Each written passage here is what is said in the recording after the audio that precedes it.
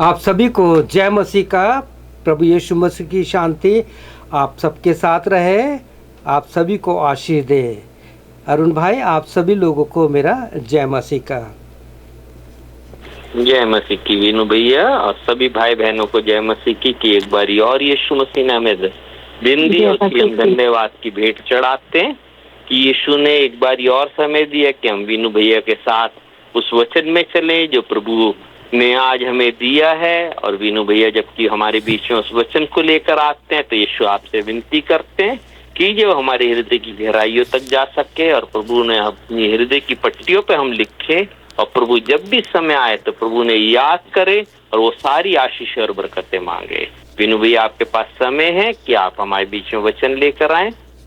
आइए हम प्रभु यीशु को धन्यवाद देते हैं और मैं धन्यवाद देता हूँ कि मैं छोटा सा कोरस गा रहा हूँ जो आज के वचन से संबंधित है। परम पिता के हम स्तुति गाएं, वो ही है जो बचाता हमें। परम पिता के हम स्तुति गाएं, वो ही है जो बचाता हमें। सारे पापों को करता क्षमा, सारे रोगों को करता चंगा। परम पिता की हम स्तुति गाएं, वो ही है जो बचाता हमें। धन्यवाद यीशु मसीह। आपके वचन में लिखा है, तूने हमारे पापों को जैसे पूर्व से पश्चिम में इतनी दूर की हैं पिताजी। और आज हम इसी विषय पर मनन करने वाले हैं पिताजी। कुछ सीखने चाहते हैं कि हम रोज़ कितना प्रभु यीशु अपनी बातों से आपको दुख पहुंचाते हैं। और जब जब हम कहते हैं प्रभु यीशु तू हमारा पिता है, तुम्हारा मित्र है, तू हमारा सब कुछ है, आज मुझसे गलती हो गई है, मुझे माफ़ कर दे, तो तू हमें माफ़ कर देता है। प्रभु यीशु, मैं अपने आप को, अपने जीवन को और सब कुछ को, अपने भाई बहनों को, इस पूरे प्रार्थना के परिवार को, इस hope in faith Holi family को, जिसे हमने मोबाइल में एक चर्च का नाम दिया, जहाँ सारे लोग दुनिया के अलग अलग कोने से जमा होते हैं और लोगों के लिए प्रार्थना करते हैं। और आप प्रभु ने, यीशु ने मुझे भी कभी कभी समय देते हैं कि मैं आपके वचन को लेके आता हूँ। वो वचन जिससे तूने मुझे आशीष दी है, वो वचन जिससे आप लोगों को आशीष दे रहे हैं। हमारे इस होप इन फेथ प्रार्थना के परिवार को मैं पूर्ण रूप से तेरे हाथों में सौंपता हूँ। जितने भाई और बहन अपने अपने मोबाइल में प्रभु, अपने सेल फोन पर इस प्रार्थना के परिवार में जुड़े हुए हैं, दुनिया के अलग अलग कोने से, तो उन सबको आज के वचन के द्वारा आशीष दे, ताकि प्रभु आज मेरे भाई अरुण जो बहुत ही आत्मा में प्रार्थना की है कि प्रभु यीशु मसीह हमें ज़्यादा सुनने वाला बना, क्योंकि आपका भी वचन कहता है बी ए गुड लिसनर, अच्छे सुनने वाले बनो। धन्यवाद, क्योंकि वचन आपका कहता है विश्वास सुनने से और सुनना मसीह के वचन से होता है।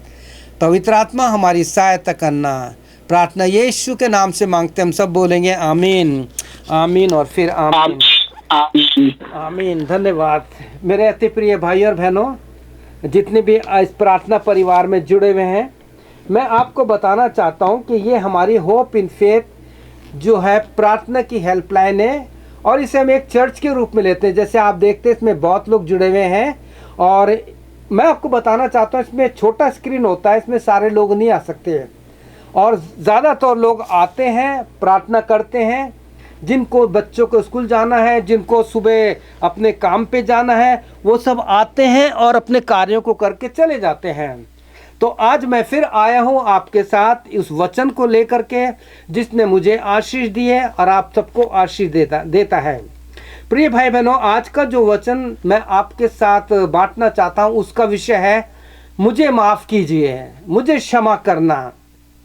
ये रोज़ हम अपने जीवन में बोलते हैं ना, और इंग्लिश में बोलते हैं एक्सक्यूज मी, मुझे क्षमा कर दीजिए। हम यीशु से भी बोलते हैं। क्या बाइबल में इस प्रकार का एक्सक्यूज है?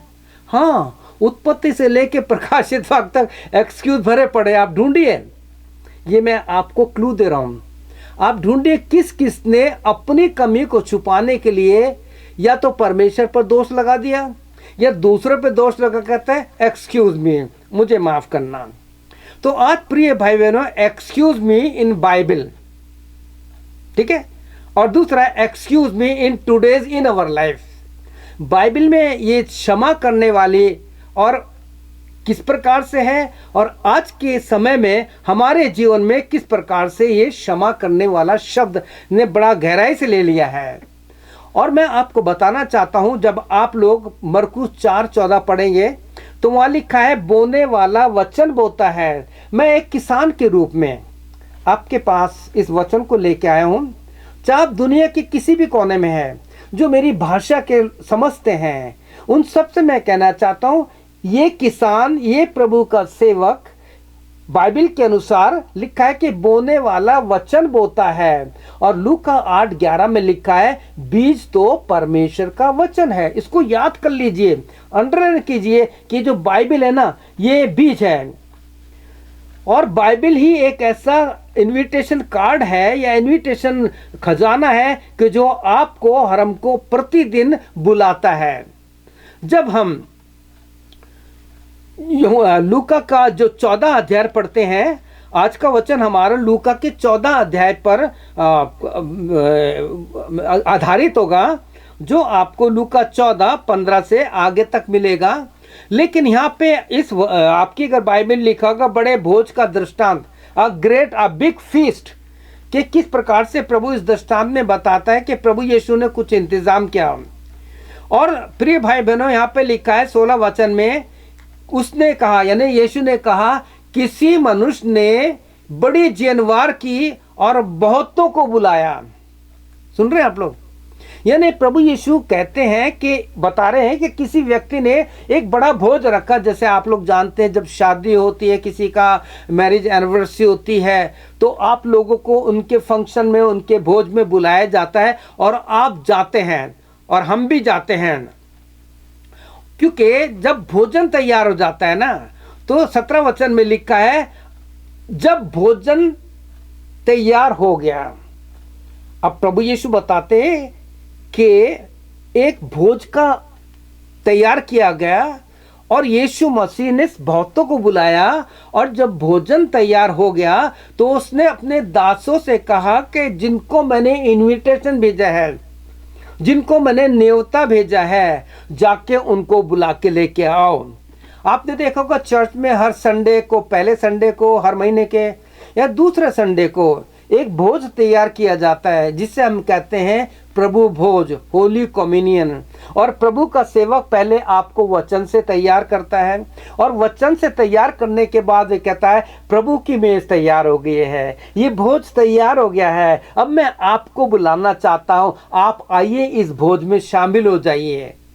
लेकिन कुछ लोग तो बड़े पश्चाताप के साथ जाते हैं, लेकिन कुछ लोग उस मेज को ठुकरा देते हैं। क्यों? क्योंकि उसी चर्च में जिनसे उनकी लड़ाई झगड़ा या को मन मिटाव हो गया। जैसे हमारे भाई ने आज प्रार्थना की थी सुबह कि आज लोगों के परिवार में दूरियां बढ़ती जा रही है, लड़ाई झगड़े हो रहे हैं, एक दूसरे के लिए बुराई करते हैं, दूसरी बेटियों के लिए, दूसरे बेटों के लिए बुराई करते हैं। ये सारी बात जब किसी के जीवन में होता है तो उसका विवेक उसे काटता है, तो कहता है कि मैं आज प्रभु भोजन लूंगा। लेकिन प्रिय भाई बहनों, जो लोग इस बात को कहते हैं, जो प्रभु की इस भोज को, इस प्रभु की मेज को ठुकराते हैं, मैं आपको बताना चाहता हूं, this is the right time. ये आपके लिए सही समय है कि आप उसी चर्च में प्रभु भोज को लेने से पहले या तो आप उस भाई के पास जाइए या उससे मिलिए और कहिए कि मेरे से जो गलती हुई है, हमारे बीच में जो गलत फहमी हुई थी, उसे माफ़ कीजिए, आइए हम प्रभु के भोज में शामिल होते हैं। कितनी सुंदर बात है ना, क्योंकि प्रभु की मेज में प्रभु यीशु ने क्या कहा है, मेरी यादगारी में तुम ऐसा करना। क्योंकि भोज जो है, प्रभु भोज है जो है, होली कम्युनियन है, तुम्हें आत्मिक रूप से तुम्हें पवित्र करेगा जब तुम पश्चाताप करोगे। तुम्हारे विवेक को पवित्र करेगा, तुम्हारे विवेक को, तुम्हारे कॉन्शियस को, ये तुम्हारे अंदर जो ईगो है, अहम की भावना है, उसको खत्म करेगा। तो कहता है जब भोजन तैयार हो गया, आपको बुलाया जाता है। और किस प्रकार से जीसस इनवाइट फॉर एवरीवन, यीशु सबको बुला रहा है। और आज इस वचन के अनुसार प्रभु यीशु मसीह का सबके लिए एक निमंत्रण है कि आओ भोजन तैयार है। कौन सा भोजन? आप डेली जब बाइबल खोलते हैं, ये रोटी है, ये भोजन है। आप यूहन्ना 6 अध्याय पढ़ना, वहां पे यीशु ने अपने लिए कहा है जीवन की रोटी मैं हूं। यीशु ने इसी वचन में कहा कि जीवन का जल मैं हूं, यूहन्ना 4 अध्याय में। प्रिय भाई बहनों, प्रभु यीशु मसीह हमारा एक ऐसा भोज है जो हमारे लिए तैयार करता है। और जैसे यीशु ने कहा लोगों को बुला के लेके आओ और बोलो कि भोजन तैयार हो गया है। धन्य है वे जो परमेश्वर के राज्य में रोटी खाए। उस रोटी खाने के लिए हमें पहले जमीन पर अपने आप को तैयार होना पड़ेगा, अपने आप को प्रभु यीशु के न्याय के दिन के लिए तैयार करना पड़ेगा, तभी हम उस भोज में शामिल हो सकते हैं। क्योंकि ये मेरा वचन नहीं है, प्रभु यीशु के वचन में साफ लिखा है लूका 14:15 में, धन्य है वे जो परमेश्वर के राज्य में रोटी खाए, प्रभु के साथ भोजन करे। और इसके लिए प्रकाशित वाक्य 22 उसके 17 अध्याय में 17 वचन में एक और इनविटेशन है, जहां कहते हैं आत्मा और दुल्हन दोनों कहती है आ, सुनने वाला भी कहता है आ, और जो प्यासा हो वे भी आए, जो चाहे जीवन का जल सेत में पिए और जल के साथ वो भोजन में भी शामिल हो जाए। मैं सोचता हूं आप लोग इस चीज को समझ रहे हैं ना, किस प्रकार से प्रभु यीशु ने ये वचन मुझे दिया। और मैं आपको बताना चाहता हूं, आपके साथ जब तक मेरे को किसी वचन से आशीष नहीं मिले, इस वचन पर कम से कम नित्य में 2 महीने से अध्ययन कर रहा हूं, 2 महीने से प्रार्थना कर रहा हूं, समझना चाहता था। और जब पवित्र आत्मा ने समझाया तो ये रोटी मैं आपके पास लेके आ गया, इस भोजन को लेके आया। प्रभु यीशु ने कौन से कहा कि सबको बुलाओ, भोजन तैयार हो गया है, आओ हम भोजन में शामिल हो।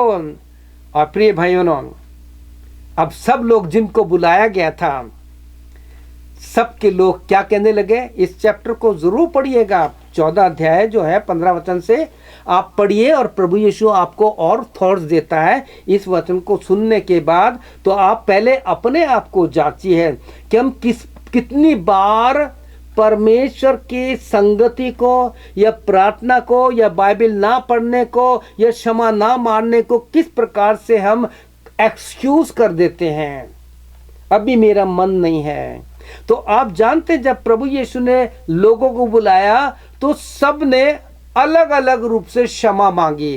सब ने कहा लॉर्ड एक्सक्यूज मी।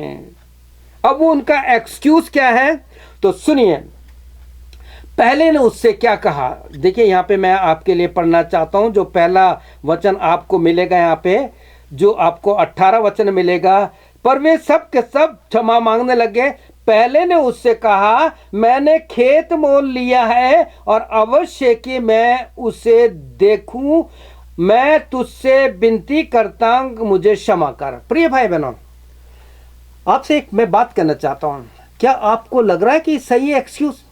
वो कहता है मैंने खेत मोल लिया है और उसे देखने जाना है, उसका नाप तोल करना है। आप जब मकान खरीदते हैं, जब मकान बनाने के लिए ज़मीन खरीदते हैं, तो क्या बिना देख के खरीदते हैं क्या? बिना छानबीन के खरीदते हैं क्या? आज बहुत से लोग ऐसे हैं, इसी प्रकार का झूठ बोलते हैं। और इसलिए मैंने गाना गाया है, सारे पापों को करता क्षमा, सारे लोगों को करता क्षमा। ठीक है ना?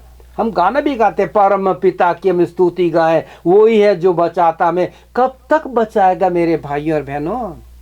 कब तक हम चर्च में जब प्रभु का दास कहता है भोजन तैयार है, मेज तैयार है, तो आप कहेंगे नहीं, मेरा झगड़ा हो गया पत्नी से, मैं आज इस प्रभु भोज में शामिल होऊंगा, मेरी पति से झगड़ा हो गया है, मेरे बच्चों से, मेरे लोगों से मन मिटावे, मेरे पास्टर से मन मिटावे, मैं इस भोज में शामिल होऊंगा।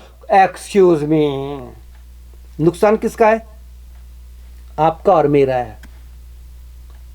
मैंने भी अपने जीवन में कई बार, जब मेरे जीवन में प्रभु यीशु मसीह बहुत गहराई से नहीं उतरा था, तो मैं भी कभी कभी चर्च में प्रभु भोज नहीं लेता था कि नहीं, मेरा आज मूड ठीक नहीं है।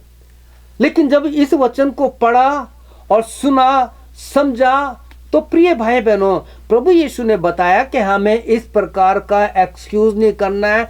आपके लिए और मेरे लिए हर महीने प्रभु की मेज, प्रभु का भोज तैयार किया जाता है कि हम जाएं और जो कुछ हमारे जीवन में गलती है उसको पूरा करके, क्षमा मांगकर उस मेज में प्रभु से कहे, प्रभु तेरा जब मैं इस दाखरस को लेता हूं, ये जो खून का प्रतीक है, मेरे अंदर उतर जाए, मेरे सारे पापों को धो दे, क्योंकि तेरे वचन में पहले यूहन्ना 1:7 और 9 में भी लिखा है, साथ में कहता है यदि हम अपने पापों को मान लें तो हमारे पापों को क्षमा करने में विश्वास योग्य धर्मी है। हमें क्षमा मांगनी है। तो पहले ने कितना गलत एक्सक्यूज दिया है ना, कि मैंने जमीन खरीदी है, खेत खरीदा है, मुझे देखने के लिए जाना है।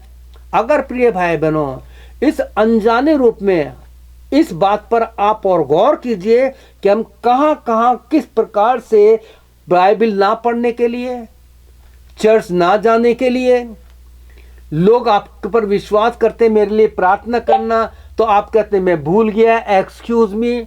इन सारी बातों से इन अंतिम दिनों में हमें अपने आप को समझाना है और तैयार होकर प्रभु के सामने जाना है, यीशु से क्षमा मांगनी है। तो आप समझ गए। बहुत संक्षेप में बता रहा हूं कि इसको अगर मैं एक्सप्लेन करूंगा ना, बहुत लंबा चला जाएगा, क्योंकि आप मेरे से ज़्यादा समझदार हैं और आप सब कुछ जानते हैं कि किस प्रकार से हम लोग इस प्रकार के कार्यों को नहीं करते हैं। दूसरा जो 19 वचन में लिखा है, दूसरे ने कहा मैंने 5 बैल जोड़े मोल लिए हैं, उन्हें परखने के लिए जाना है, मैं तुझसे विनती करता हूं, मुझे क्षमा कर। लूका में 14:19 में इंग्लिश में लिखा है, another said I have bought 5 yoke of oxen and I am going to try them out, please excuse me। क्या आप आज के समय में आप गाय बिल तो खरीदते नहीं है? आप कोई भी अपने घर में इलेक्ट्रिक जो इंस्ट्रूमेंट खरीदना चाहते हैं, आप अगर ऑनलाइन खरीदते हैं तो 10 बार परख करते हैं कि ये इसकी वारंटी कितनी है, क्या है बाहर। लेकिन ज़्यादातर लोग जाकर के जो भी चीज़ खरीदते हैं, चाहे वो कार है, चाहे कुछ भी है, मकान है, उसकी अच्छी तरह से छानबीन करते हैं, इसमें कोई खराबी तो नहीं है। अब ये व्यक्ति कह रहा है बिना देखे, पता नहीं बैल लंगड़ा है, काड़ा है, सींग टूटा है या कैसा है, बिना देखे कहता है 5 जोड़ी बैल खरीद ली है। क्या कभी आपने अपने जीवन में ऐसा किया है कि बिना देखे आपने खरीद लिया और बाद में आपने कहा यार ये तो गलती हो गई?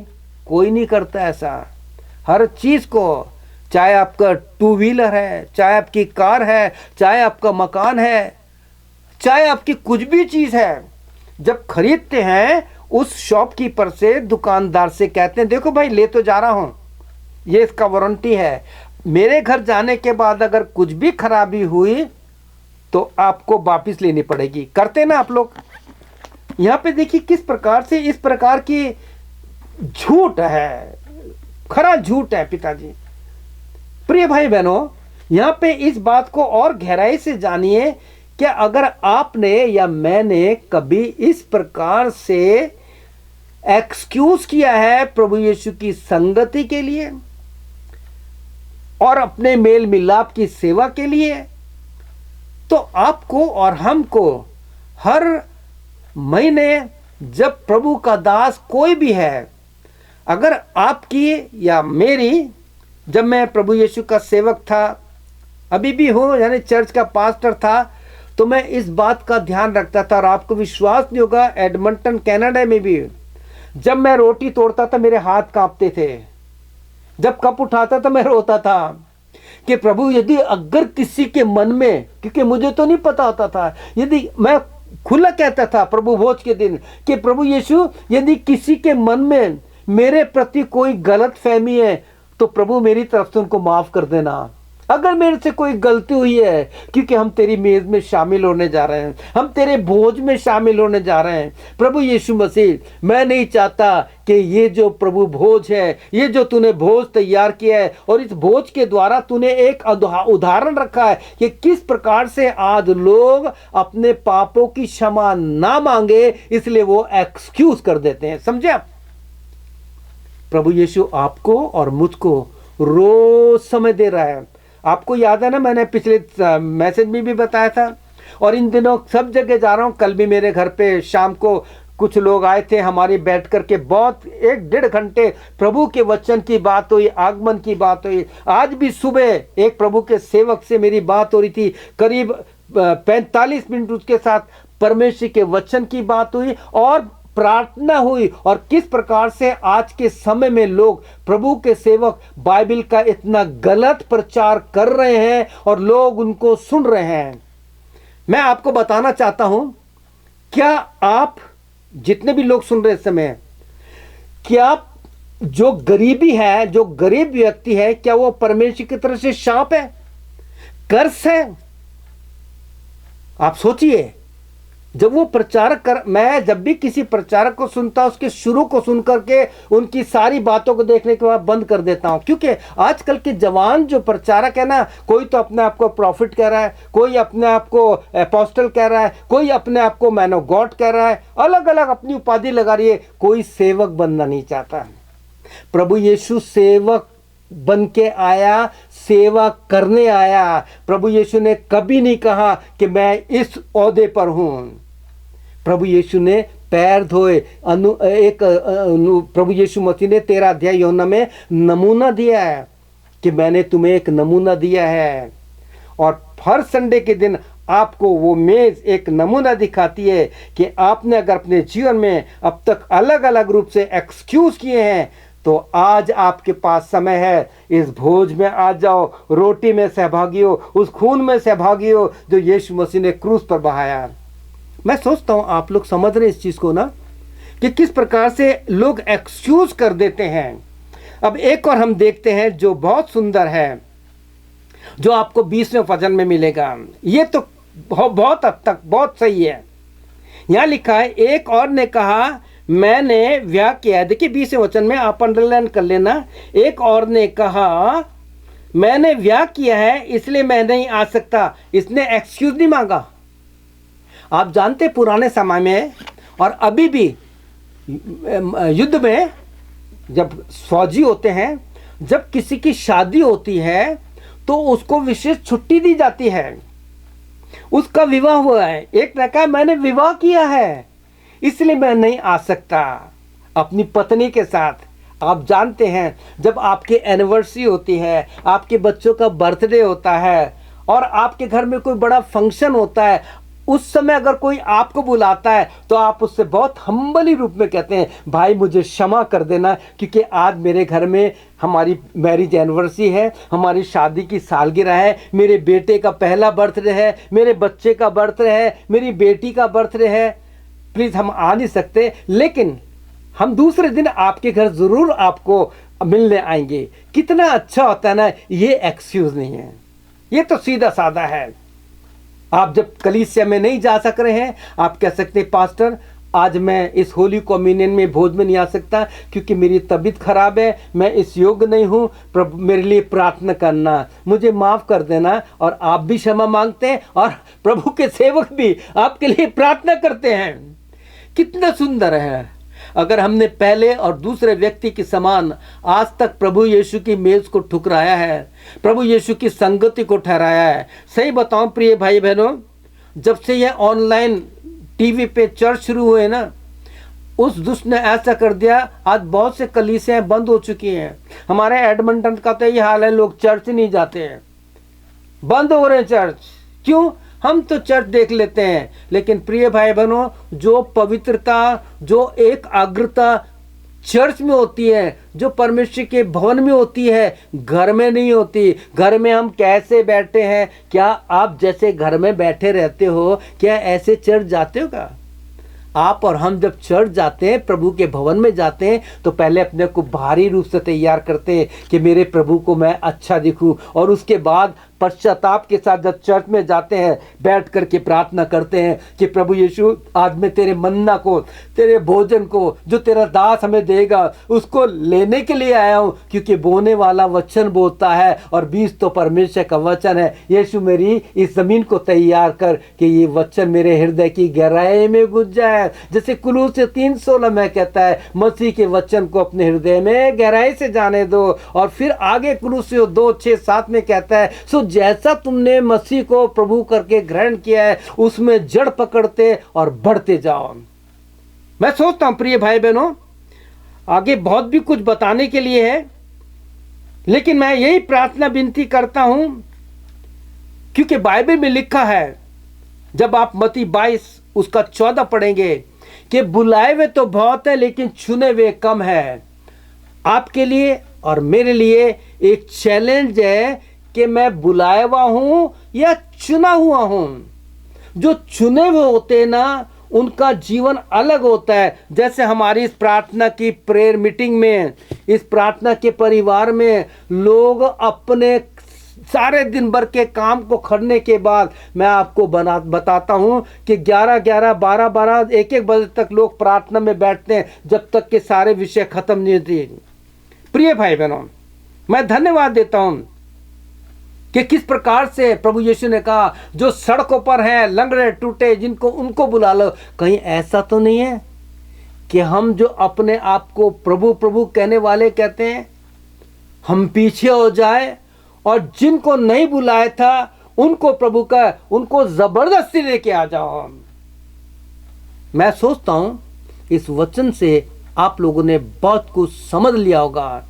अगर अभी भी नहीं समझे हैं तो इस चैप्टर को पढ़िएगा, लूका 14 उसका 15 से आगे, और अपने आप को प्रभु यीशु के आगमन के लिए, उसके न्याय के दिन के लिए तैयार करो। Because we have to stand before Jesus Christ for the final judgement. उस दिन प्रभु यीशु मसीह ने कहेगा कि तुमने कितनी दुष्ट आत्मा निकाली, तुमने कितने प्रोफेसी की, तुम्हें लोग मैन ऑफ गॉड कहते थे, तुम अपोस्टल थे। उस दिन प्रभु यीशु कहेगा, मैं नहीं सुनना चाहता, मैंने तुम्हें बुलाया था, तुम नहीं आए, तुमने एक्सक्यूज किया, तुमने मेरी मेज को ठुकराया। प्रभु के सेवक ने कहा, भोज तैयार है, आइए इस रोटी में सहभागी होते हैं। आपने कहा, नहीं मेरा आज मूड नहीं है, मेरा लोगों से रिलेशन ठीक नहीं है, और उसके दौरान आपने यीशु से अपना रिलेशन तोड़ दिया। वो एक्सक्यूज नहीं चलेगा। प्रभु यीशु आपको आशीष दे, आपकी सहायता करे। क्या आप मेरे पीछे अपने मन में जोर से बोलने की जरूरत नहीं है। आप दुनिया के किसी भी कोने में, आप मेरे पीछे छोटी सी ये प्रार्थना कीजिए। आप जितने मेरे को यूट्यूब पे और फेसबुक पे सुन रहे हैं, अगर इस वचन से आशीष मिली है तो लोगों को शेयर कीजिए, ताकि वो प्रभु यीशु के आगमन के लिए, प्रभु यीशु के न्याय के दिन के लिए तैयार हो जाएं। तो क्या आप मेरे पीछे छोटी सी प्रार्थना करेंगे? तो मेरे पीछे बोलिए, प्रभु यीशु, तूने कहा है, तूने कहा, धन्य जो परमेश्वर के साथ रोटी खाए, धन्य है वो जो परमेश्वर के साथ रोटी खाए। प्रभु यीशु मसीह, प्रभु यीशु मसीह, मैं तेरे इस भोज में शामिल होना चाहता हूँ। मैं तेरे इस भोज में शामिल होना चाहता हूँ। मेरे पापों को क्षमा कर, मेरे पापों को क्षमा कर। मेरे अंदर क्षमा मांगने वाली आत्मा दे, मेरे अंदर क्षमा मांगने वाली आत्मा दे। जैसे तूने क्रूस पर लोगों के लिए क्षमा मांगी, मैं भी क्षमा मांगने वाला हो जाऊं। जैसे तूने क्रूस पर क्षमा मांगी, वैसे मैं क्षमा मांगने के लिए हो जाऊं। प्रभु यीशु, मुझे अपने खून से धो, प्रभु यीशु मसीह मुझे पूछ और मुझे पवित्र कर, मुझे पवित्र कर, ताकि तेरे वचन को पढ़ूं, समझूं और लोगों को बताऊं। ताकि तेरे वचन को पढूं, समझूं और लोगों को बताऊं। प्रार्थना यीशु के नाम से मांगते हैं। मैं यीशु के नाम से मांगते हैं। हम सब बोलेंगे आमीन आमीन। आमीन आमीन आमीन। प्रभु यीशु आप सबको आशीष दे। अरुण भाई, अमिता बहन, हमारी ममता बहन, जितने भी लोग जुड़े हुए हैं बहन, सबको आशीष दे और प्रभु यीशु आपकी सहायता करे। आमीन। धन्यवाद। Thank you uncle. आमीन आमीन। धन्यवाद करते प्रभु यीशु का और विनु भैया का भी। विनु भैया ने जो आज बच्चा हमारे बीच में बात कर सच्चे हम देखते हैं अपने जीवनों में कि भोजन तैयार है और प्रभु यीशु हमें बुला रहा है, हर रोज बुलाता है। यस। परंतु हम बहुत से बहानों के साथ प्रभु यीशु को इनकार कर देते हैं। तो यीशु ने उन चौरायों से लोगों को बुला लिया और आज हम अपने परिवार में भी देखते हैं बहुत से भाई और बहन जो पहले विश्वास में नहीं थे, अन्य जातियों में थे, परंतु आज वो प्रभु के बेटे और बेटियां। धन्यवाद। सच में यीशु आपका अनुग्रह है मेरे यीशु, और हमसे भी बढ़कर प्रभु यीशु वो विश्वास में, उनकी प्रार्थनाओं में वो सामर्थ्य है, उनकी प्रार्थनाएं और उनके विश्वास को देखकर प्रभु हम लोग अचंबा करते हैं, कहते हैं कि सच में यीशु तू अद्भुत है, तू हर एक से प्रेम करता है, तू किसी आत्मा को नाश नहीं होने आमीन आमीन। तू बहुत प्यारा है मेरे यीशु। अपने इस परिवार के सारे विश्वासियों के लिए प्रभु आपसे विनती मांगते हैं मेरे यीशु कि आप में इसी तरीके से बढ़ते जाए। और प्रभु यीशु हम उन भाई बहनों के लिए भी विनती मांगते हैं मेरे यीशु जो कि हमारे परिवारों में, हमारे खानदानों में, हमारी कलीसियों में और जिनों के पास अभी बहुत ढेर बहाने हैं मेरे यीशु आपके चरणों पे ना बैठने की। उन्हें प्रभु वो आत्मा दीजिए, उनकी आंखें खोल दीजिए कि यीशु वो सारी दुनिया की बातों को छोड़कर यीशु आपके पीछे चलेगा, आपके चरणों पे बैठने वाले हो यीशु, और यीशु सारी चीजों को छोड़ दे, परंतु यीशु आपको नहीं हारेगा क्योंकि करने वाली यीशु आप है। हम कुछ नहीं कर सकते यीशु, हमने तो छोटे छोटे प्रार्थना परिवार बना दिए मेरे यीशु। हम चाहते हम ही नहीं परंतु वो लोग भी ऐसे प्रार्थना परिवार बनाए जिससे प्रभु यीशु आपके चरणों पे बैठने के लिए बहुत ढेर प्रभु लोग इकट्ठे होने, प्रभु कोई आत्मा नाश ना होने पाए। बस यही प्रार्थना मांगते हैं, अपना अनुग्रह कर दीजिए मेरे यीशु, हर एक के ऊपर, हर एक के घर में यीशु कलीसिया स्थापित कर दीजिए, बहुत ढेर कलीसिया कोने कोने तक। हालेलुया यीशु आप सब कुछ जानते हैं मेरे यीशु, हम क्या मांग रहे हैं, किन के लिए मान रहे हैं प्रभु।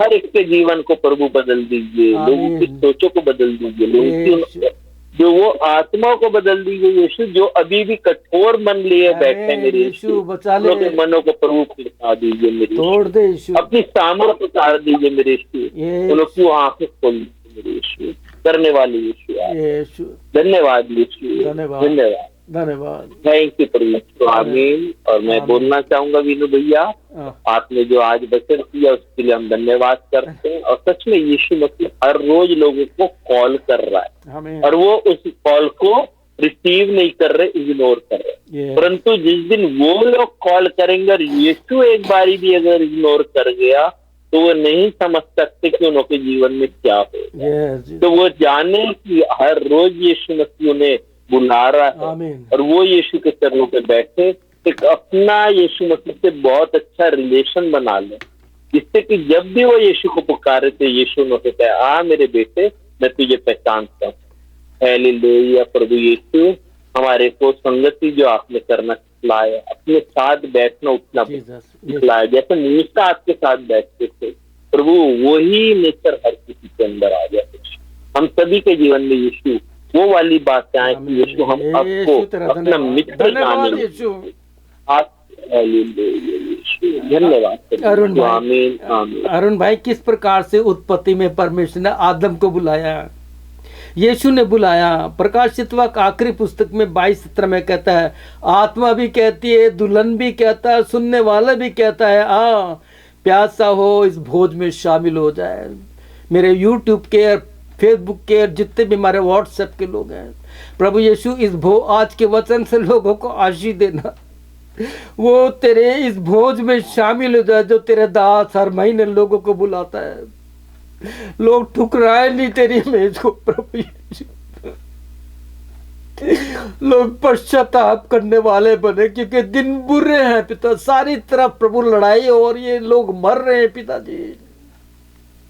तू बुला रहा है, मेरे पास आओ, मैं तुम्हें विश्राम दूंगा। भाईनेबाजी छोड़ दो। धन्यवाद यीशु, धन्यवाद यीशु, धन्यवाद इस प्रार्थना के परिवार के लिए, मेरे भाई के लिए धन्यवाद प्रभु, उनकी पत्नी के लिए जो इस सेवा को प्रभु आगे बढ़ा रहे हैं। धन्यवाद, सारी महिमा तुझे देते हैं। इस प्रार्थना को और आज के वचन को यीशु तेरे नाम से अर्पण करते हुए प्रार्थना यीशु के नाम से मांगते हैं, बोलेंगे आमीन आमीन आमीन आमीन आमीन।